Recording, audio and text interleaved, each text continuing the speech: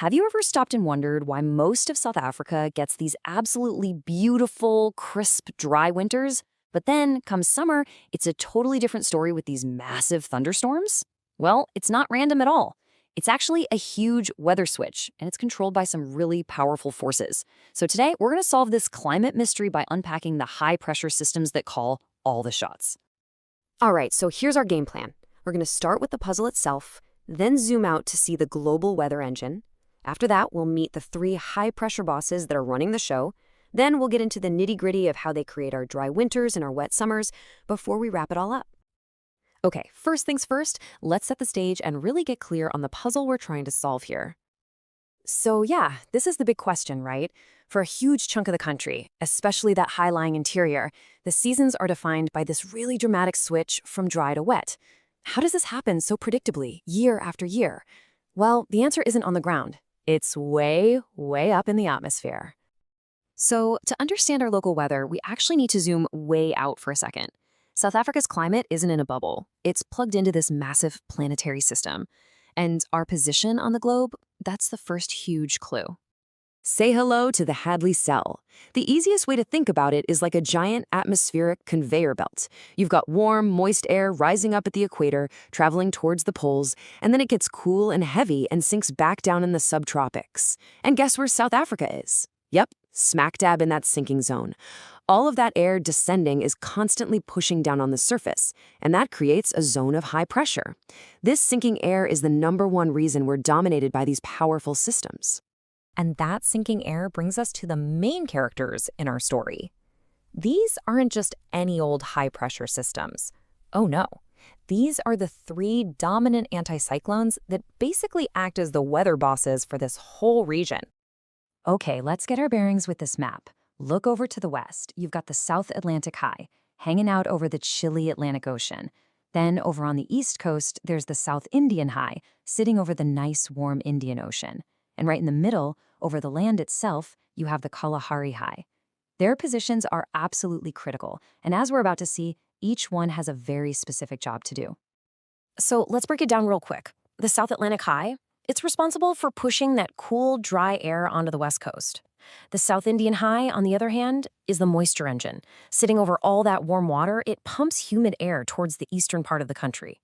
And the Kalahari High?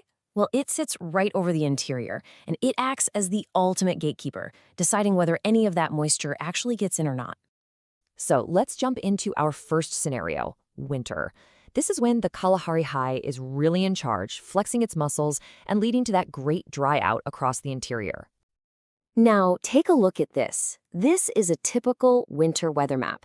You can see that big H for the Kalahari High just sitting firmly over the country. It's strong, it's stable, and it's not going anywhere. This high-pressure system completely dominates the scene, and it has a secret weapon for keeping things dry. And that secret weapon is something called an inversion layer. This is the key, the absolute key to understanding our dry winters. It's the mechanism that effectively locks the door and keeps all that moisture out. So, what on earth is an inversion layer? Well, normally, as you go higher up in the atmosphere, the air gets colder. But in an inversion, that gets flipped on its head.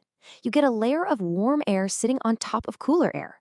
And this warm layer acts like a giant lid, a cap on the atmosphere that stops the air below from rising. And if air can't rise, you can't get clouds, and you definitely can't get rain. This diagram shows it perfectly. See those arrows? That's the sinking air from the high-pressure system. As that air sinks, it gets compressed, and it heats up, creating that warm layer, our inversion. Now look really closely at where it is. In winter, that inversion layer sits below the level of the high interior plateau, which we call the escarpment. That position is everything.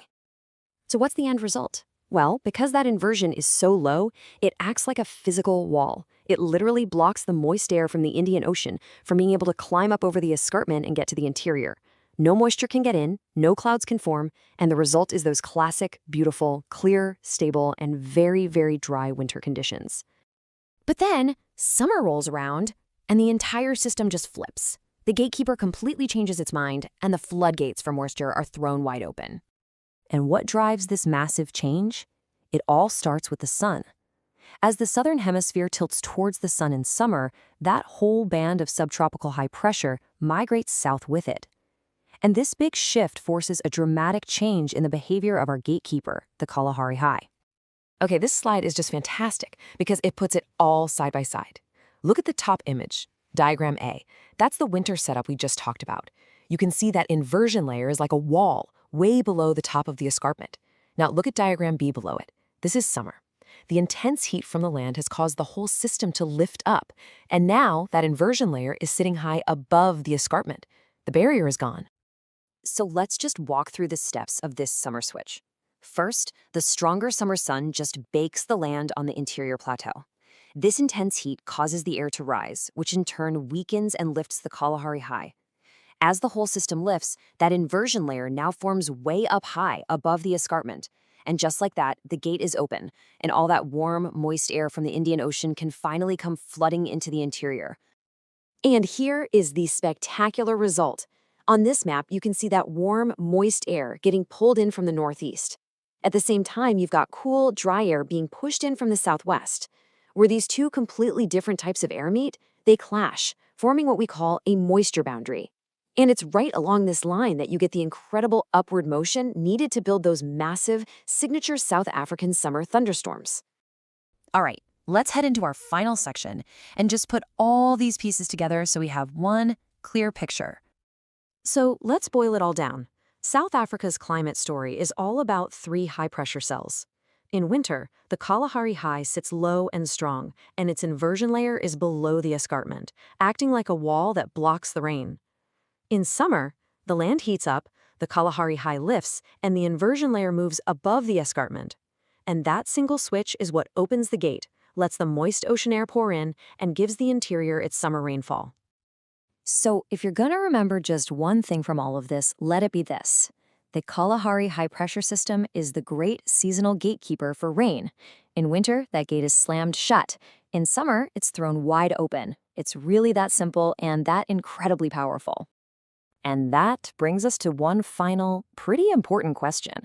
We've seen how this finely tuned system works, this delicate dance between the high-pressure systems and the seasons. But as our global climate changes, you have to wonder, how stable is this dance, really?